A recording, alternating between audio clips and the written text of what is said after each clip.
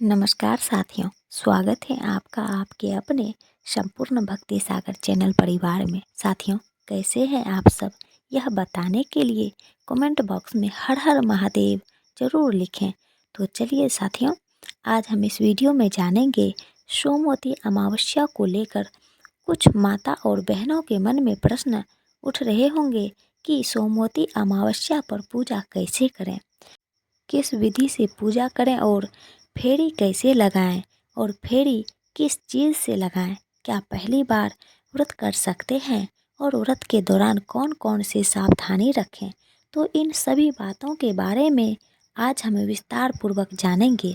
कुछ लोगों के जैसे सुहाग की चीज़ क्या सोमवती अमावस्या के दिन चढ़ाने के लिए हम खरमास में क्या खरीद सकते हैं, पीला सिंदूर क्या खरीद सकते हैं, पूजा किस सिंदूर से करें, कैसे करें, अगर नया नहीं लेंगे तो ब्राह्मण को क्या दान कर सकते हैं। और भी आप लोगों के मन में प्रश्न होंगे, कथा पहले सुने या फिर फेरी लगाएं। और अगला आप लोगों का प्रश्न होगा कि मान लीजिए अगर पीपल वृक्ष नहीं मिलता है तो हम पूजा कैसे करें, सोना धोबिन को कैसे बनाएं, किस प्रकार से करें। और भी आप लोगों के कुछ महत्वपूर्ण प्रश्न होंगे। सभी प्रश्नों के उत्तर आज हम इस वीडियो में जानेंगे। तो आप लोग बने रहें मेरे साथ मेरे चैनल पर। अगर आपको मेरा वीडियो पसंद आता है तो प्लीज़ आप मेरे चैनल को सब्सक्राइब कर दीजिएगा, बेल आइकन को प्रेस कर दीजिएगा, जिससे कि हमारी वीडियो के नए नोटिफिकेशन आप सभी के पास सबसे पहले पहुँचे। तो चलिए शुरू करते हैं और सभी महत्वपूर्ण नियम विधि जान लेते हैं। तो सबसे पहले साथियों आपको बता दें, सोमवती अमावस्या जो साल की अंतिम और आखिरी अमावस्या है, जो कि 30 दिसंबर 2024 को है, तो उसी दिन हमें फेरी लगाने होती हैं, पूजा पाठ करना होता है। अमावस्या के दिन आप लोग को मालूम नहीं है और आप लोग पूछते हैं इतना सुबह सुबह कैसे लगाएंगे, तो वह भी मैं आपको बताऊंगी। तो इस विधि से पूजा पाठ करेंगे। कुछ लोग मतलब अलग अलग तरीके से लोग व्रत रखते हैं। कुछ लोग भोजन करते हैं, सुबह सात्विक भोजन, कुछ लोग निर्जला यह व्रत करते हैं, कुछ लोग फलाहारी करते हैं, कुछ लोग मीठा एक समय भोजन खाकर यह व्रत करते हैं। तो अब देख लीजिएगा आपको भोजन करनी है या आप किस तरीके से व्रत रखती हैं, किस विधि से आपके घर में होता है, इस विधि से आप लोग कीजिएगा। पहली बार यह व्रत आपको नहीं उठानी है, जो कि मैं पिछले वीडियो में बता चुकी हूँ, क्योंकि खरमास में किसी प्रकार का नया व्रत नहीं उठाने चाहिए। तो यह चीज़ भी इस वीडियो में मैं बता दे रही हूँ। चलिए अब आगे जान लेते हैं, वह देख लेते हैं। सबसे पहला प्रश्न है कि खरमास अभी चल रहा है, तो क्या सोमवती अमावस्या में चढ़ाने के लिए व्रत में हम जो है सुहाग की चीज़ खरीद सकते हैं या नहीं। तो जी, आप सुहाग की चीज़ सोमवती अमावस्या में चढ़ाने के लिए आप लोग खरीद सकते हैं। ठीक है, किसी भी प्रकार का आपको टेंशन और चिंता नहीं करनी है। आप सुहाग की चीज़ खरीद सकते हैं, आप लोग चढ़ा सकते हैं, केवल आपको इस्तेमाल नहीं करनी है। इस बात का आप लोग ध्यान रखिएगा कि आपको उसे नहीं करनी है, जो कि मैं बहुत पहले से ही आप लोगों को बताते आ रही हूँ। और अगला आप लोगों का प्रश्न है कि जैसे मैं हमेशा आपको कहती हूँ कि ऐसे तो सोमवती अमावस्या में हमें सिंदूरा से सिंदूर लगानी चाहिए, तो आप लोग ज़रूर लगा लीजिएगा। तो आप लोगों का प्रश्न है कि हर बार एक पैकेट हम नया खरीदते हैं और उसी से हम फेरी लगाते हैं, परिक्रमा करते हैं।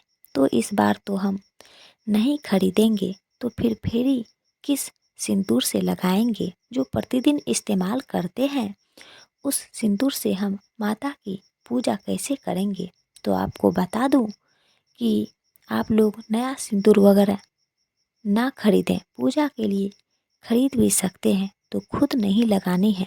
तो फिर तो हमें जैसे सोना धोबिन को लगाकर वही उंगली अपने मांग में लगानी है, तो फिर वही हो जाएगा, पूरा सिंदूर लगाना पड़ जाएगा।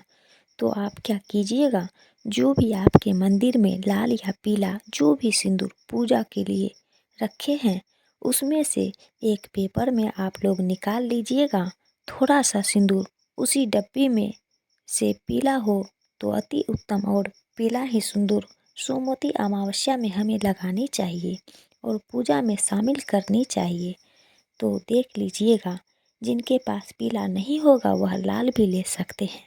एक पेपर में आपको निकाल लेनी है और निकाल कर उसी को लेकर जाइएगा, पूजा पाठ कीजिएगा और परिक्रमा कीजिएगा, और वही अपने मांग में आप लोग लगाइएगा। यह भी क्लियर हो गया। अगला प्रश्न क्या है कि हम जैसे सुहाग की चीज़ हम दान करेंगे या नहीं करेंगे। तो देखिए, अमावस्या के दिन सिंदूर, आटा और पैसे का दान करना बहुत अधिक श्रेष्ठ माना गया है। ऐसा माना जाता है कि सिंदूर के रूप में परिवर्तित हो जाता है। तो आप क्या कीजिएगा, सुहाग की चीज़ों में यथाशक्ति या जो आपकी क्षमता है, आपकी श्रद्धा है, आप लोग दान कर सकते हैं। कुछ चीज़ अपने लिए तो ज़रूर चढ़ाने हैं, सिंदूर, बिंदी, चूड़ी, इसके लिए आपने ज़रूर खरीदारी कर लीजिएगा, क्योंकि व्रत आ गया है तो खरीद सकते हैं, केवल इस्तेमाल नहीं करनी है। और दान में कम से कम सिंदूर कभी दान ज़रूर कीजिएगा, ज़रूर कीजिएगा। पेपर में भी रख कर कीजिएगा, लेकिन कीजिएगा ज़रूर। या बिंदी सिंदूर का भी कर सकते हैं, जो चाहे आप लोग कर सकते हैं। दान देने का जगह नहीं है, मंदिर में रख कर आ जाइएगा। उसके बाद आपकी कोई यह नहीं है कि कौन लिया नहीं लिया, ब्राह्मण नहीं मिलते हैं। तो अगर मान लीजिए आटा देने का भी जगह नहीं है तो आप पैसा, सिंदूर और बिंदी का भी दान कर सकते हैं। बहुत ही अच्छा होता है, दान हमें करनी चाहिए। और कुछ चीज़ अपने लिए भी सुहाग की हमें चढ़ानी चाहिए। तो यह भी बता दिया। अब दान कैसे कर सकते हैं, और भगवान को सिंदूर लेकर इस प्रकार से हर चीज़ समय निकाल कर ध्यान से सभी बातें आप लोग समझ लीजिएगा। और इससे पहले साथियों, अगर आपको हमारा यह छोटी सी वीडियो पसंद आता है तो चैनल को पक्का सब्सक्राइब कर दीजिएगा और एक छोटी सी लाइक कर दीजिएगा, और किसी दूसरे के काम में आए तो शेयर भी कर दीजिएगा। आपकी एक छोटी सी लाइक से हमें बहुत अधिक हिम्मत और प्रेरणा मिलती है। तो ज़रूर कीजिएगा, बिल्कुल मत भूलिएगा, ठीक है। तो इस विधि से हम पूजा पाठ, आपके जो भी नियम मतलब प्रश्न थे, डाउट्स थे, सब क्लियर कर दिए। अगला प्रश्न क्या है कि पहले फेरी लगाएंगे या कथा सुनेंगे। तो पहले हमें फेरी लगानी चाहिए। आप लोग बोलते हैं कैसे करेंगे, तो कोशिश कीजिएगा शुभ मुहूर्त जो है मतलब 7:15 के आसपास है। मैं पहले वाले वीडियो में सब बता चुकी हूँ। अमावस्या तिथि कब से प्रारंभ हो रही है, कब समाप्त हो रही है, इस वीडियो में भी मैं डाल दूँगी। तो आप लोग चेकआउट कर लीजिएगा। और पूजा का शुभ मुहूर्त, क्योंकि पीपल वृक्ष की इसमें पूजा करते हैं तो हमें शुभ मुहूर्त में ही करनी चाहिए, और जितना सुबह करें उतना ही अच्छा होगा। पीपल वृक्ष की पूजा सुबह में ही करनी चाहिए। तो आप देख लीजिएगा, मतलब 7:30 से पहले कर लें तो ज़्यादा बेहतर है। रात में ही सभी सामग्री आप लोग इकट्ठा करके एक जगह रख लीजिएगा। पति के नाम से भी कुछ चीज़ चढ़ाने के लिए ले लीजिएगा, और कुछ नहीं ले सकते हैं या एक बनियान या जो भी पहनने के काम में आ जाए, शर्ट, टी शर्ट, सब बता चुकी हूँ। मैं आपको सारी जानकारी डिटेल में बता चुकी हूँ। और अगर आपको अच्छे से समझ में नहीं आए तो आप दोबारा वीडियो देख सकते हैं, क्योंकि सभी प्रकार के वीडियो सामग्री के लिए, पूजा विधि के लिए बता चुकी हूँ। आपको मिल जाएगा बहुत ही आसानी से। हम पूजा कर दिया है, पूजा का दिया बनाते हैं तो आप किसी भी चीज़ से बना सकते हैं। और माताएं बहनें, मैं आपको एक चीज़ और बता देती हूँ कि आप जब भी पूजा पाठ करें तो आपको अपना श्रृंगार पूरा करना चाहिए। जैसे कि मांग भरना, मांग भरे बिना तो पूजा कर नहीं सकती हैं। आप जब तक मांग नहीं भरेंगे तो आपकी पूजा सफल नहीं मानी जाएगी। तो आपको मांग भर लेनी है और बिंदी भी लगा लेनी है। उसके बाद आप जो भी श्रृंगार और भी करना चाहती हैं तो आप वह भी अपने हिसाब से कर लीजिएगा। और आपको एक चीज़ और बता दूं, अगर आप पूजा पाठ जब भी कर रही हैं तो आपको क्या करना है कि आपको हम हमेशा कांच की चूड़ियाँ ही पहनने की सलाह देते हैं। आपको प्लास्टिक वगैरह के कड़े वगैरह नहीं पहनना है, क्योंकि यह अच्छा नहीं माना जाता है। और अगर आप जैसे सोमवती हुई और भी तेज त्योहार आते हैं, उनमें आपको हमेशा ही लाल कलर के वस्त्र ही पहनना चाहिए, जैसे कि लाल कलर का सूट या फिर आप लाल कलर की साड़ी पहन सकती हैं। अगर आपके पास लाल ना हो तो आप पीले वस्त्र भी पहन सकती हैं। पीले कलर का सूट या फिर पीले कलर की साड़ी ज़्यादा शुभ माना जाता है। इन कलरों को ज़्यादा ही शुभ माना जाता है पूजा पाठ के दौरान। इसके बाद चलिए अब आपको यह भी बता देती हूँ कि सबसे पहले आपको क्या करना है कि किस तरीके से सोमवती अमावस्या के लिए पूजा पाठ करना है। और आगे हम इस वीडियो के अंत में यह भी जानेंगे कि आखिर कब तक इसका मुहूर्त रहने वाला है और कितने बजे ख़त्म होगा। तो वीडियो को आपको अंत तक देखना है, तभी आपको पूरी बात अच्छे से समझ में आएंगे। साथियों, अगर आपने अभी तक चैनल को सब्सक्राइब नहीं किया है तो संपूर्ण भक्ति सागर चैनल को ज़रूर ही सब्सक्राइब कर दें और इस वीडियो को ज़्यादा से ज़्यादा अपने दोस्तों और रिश्तेदारों में शेयर करें। सबसे पहले गणेश जी की प्रतिमा स्थापित करें। यदि आप प्रतिमा नहीं लाए हैं तो हल्दी को भी घोलकर उससे भी आप कर सकते हैं। वह भी नहीं कर सकते हैं तो सिंदूर से बना लीजिएगा, लेकिन बनाइएगा ज़रूर। और वही हम फेरी लगा कर आते हैं और एक एक चीज़ चढ़ाते जाते हैं। और फिर जो जिस भी चीज़ से आपको परिक्रमा लगानी है आप लोग देख लीजिएगा। जैसे मिश्री से आप लोग पूजा करते हैं, मिश्री से भी लगा सकते हैं, 108 बार भी लगा सकते हैं, इससे कम भी लगा सकते हैं। सब कुछ बता चुकी हूँ, क्योंकि अपने हेल्थ को पहले ध्यान में रखें, उसके बाद कोई भी कार्य करें। जितना होता है उतना ही कीजिएगा। तो ऐसा हम जान देकर पूजा पाठ करने की ज़रूरत नहीं है।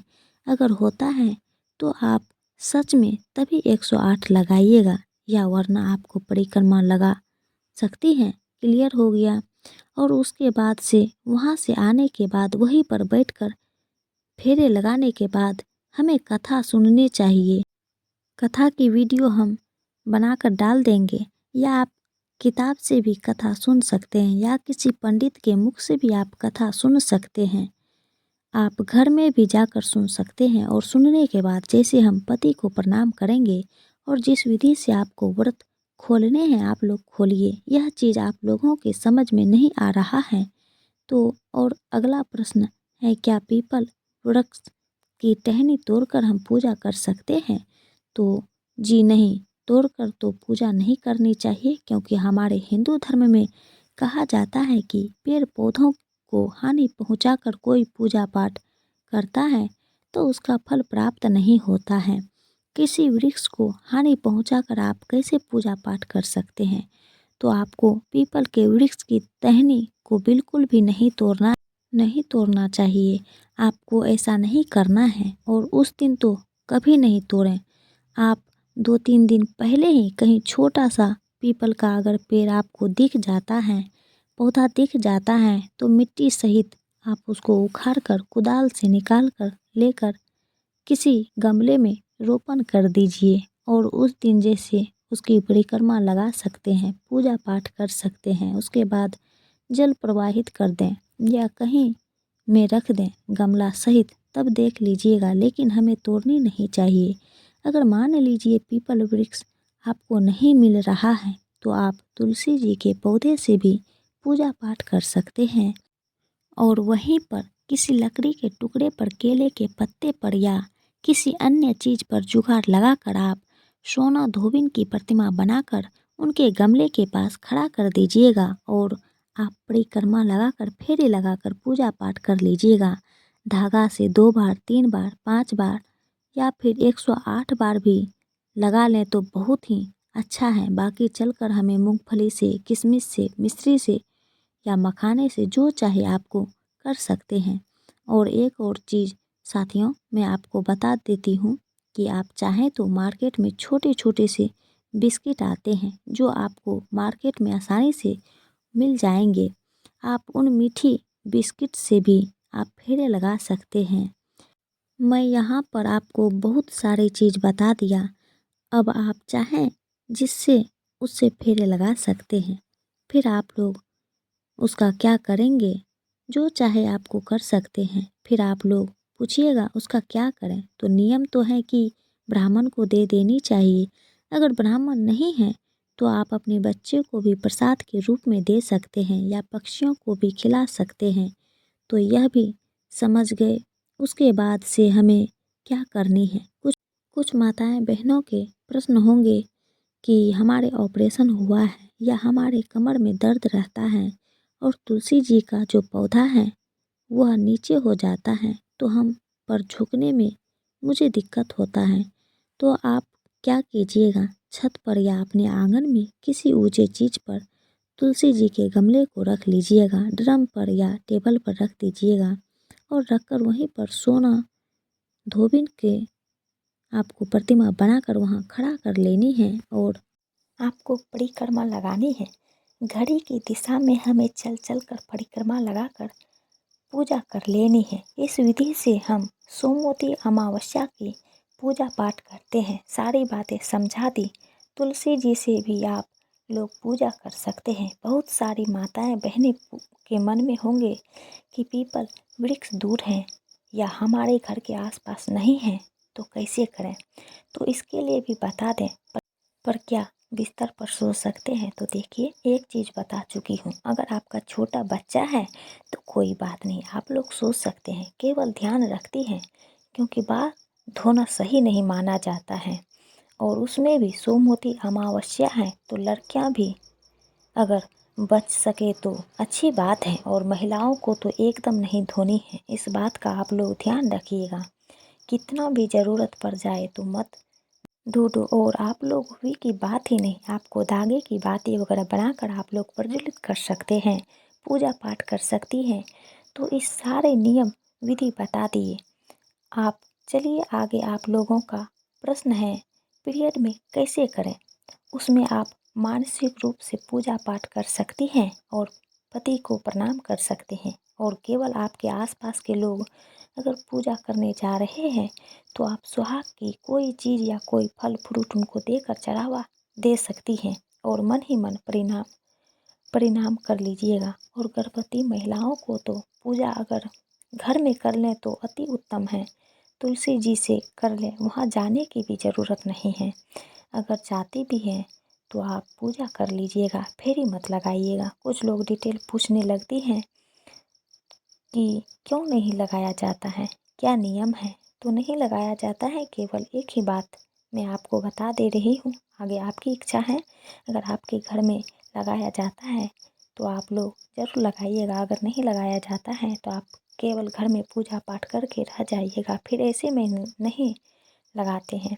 तो आपको बता दूं अमावस्या तिथि प्रारंभ हो रही है 30 दिसंबर को सुबह 4:20 पर और अमावस्या तिथि समाप्त हो रही है 31 दिसंबर सुबह 3:57 पर अमावस्या तिथि समाप्त हो जाएगी। ऐसे में उदया तिथि को ध्यान में रखते हुए 30 दिसंबर को सोमवती अमावस्या है। अब चलिए आगे जान लेते हैं पूजा हमें कब करनी है। 30 दिसंबर को सुबह 7:01 तक आपकी पूजा हो जानी चाहिए क्योंकि बहुत अधिक शुभ और सही होगा अगर आप लोग इस समय में पूजा करें तो, क्योंकि हमें सर्वार्थ सिद्धि योग भी मिल रहा है। तो आप लोग 7:01 से लेकर 12 के पहले पूजा पाठ आप अपना कर लीजिए। सारी बातें क्लियर हो गई तो यह वीडियो मेरा यहीं तक का था। फिर मिलती हूँ एक नई वीडियो में, तब तक के लिए नमस्कार। स्वस्थ रहिए, सुरक्षित रहिए और जहाँ कहीं भी रहिए खूब खुश रहिए और